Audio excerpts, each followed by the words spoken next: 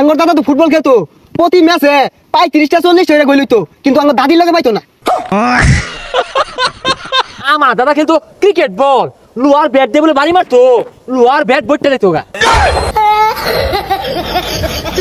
এ বন্ধু, বাংলাদেশ টাইস কাউ ঠকছে, হারান দাদার একটা ম্যাচ জিতা পাই না।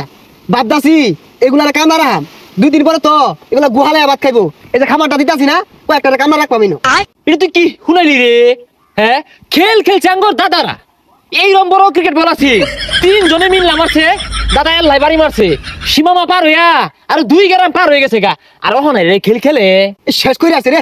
তোর দাদা ক্রিকেট খেলতো, আঙ্গর দাদা তো ফুটবল খেলতো, প্রতি ম্যাচে 35টা 40টা গোল হইতো, কিন্তু আঙ্গর দাদির লগে পাইতো না।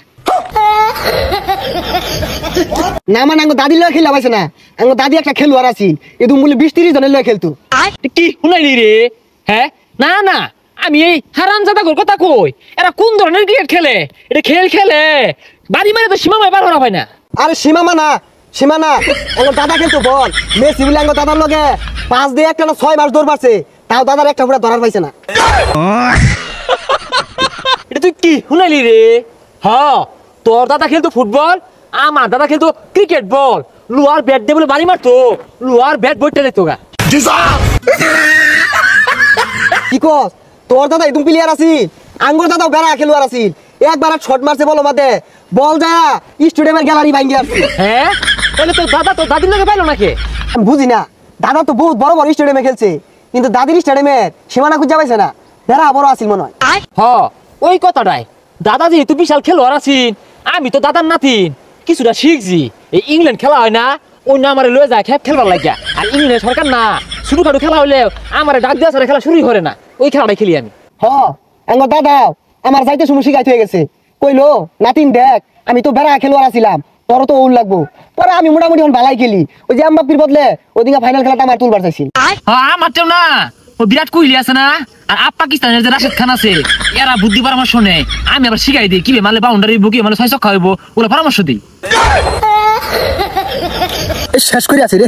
আর মনে করি যে এই সামনের মাসে বিসিবি আমারে ডাকছে, বুদ্ধি পরামর্শ চাইতাছে কি মিলে ক্রিকেট খেলাটা উন্নত করুন, যা ফুটবল খেলা পরামর্শ দিবার পাইম, অতটা দুর্বল না, এই খেলে পরামর্শ দিয়ার লাগা চিন্তা হচ্ছে সামনের মাসে যাইবাম। বেতন আবার কইছি যে কোটি টাকা নিচে হইতো না, কারণ আমার দাদা তো বিশাল খেলতো। কি রে তুই জীবনে ব্যাটা তো নিছিলি, আর যে বড় বড় গপ পড়তাছস, মাথা তো নষ্ট হয়ে গেল। আরে আমি না, আঙ্গর দাদা বিশাল খেলতো না রে। আমি তো জানতাম তোর দাদা চেরাতে বসিতে মাছ মারতো। ও তোর দাদা মাছ মারতো?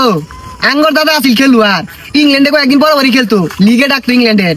এই তোর দাদা না বাড়ি বাড়ি ঘুরে ফিরার মধ্যে বয়া চুল কাটতো মাইছের, নাফিত না আছিল তোর দাদা? তোর দাদা খেলোয়াড় কোন দিনের আছিল রে? ও তোর দাদা চুলা লাগাইতো, তুই অত বেড়া আসাপসি মারলি, তোর দাদা বলে লুয়ার ব্যাট দিয়ে গেলতো, লুয়ার ব্যাট বলে ভাঙিয়ে গেত।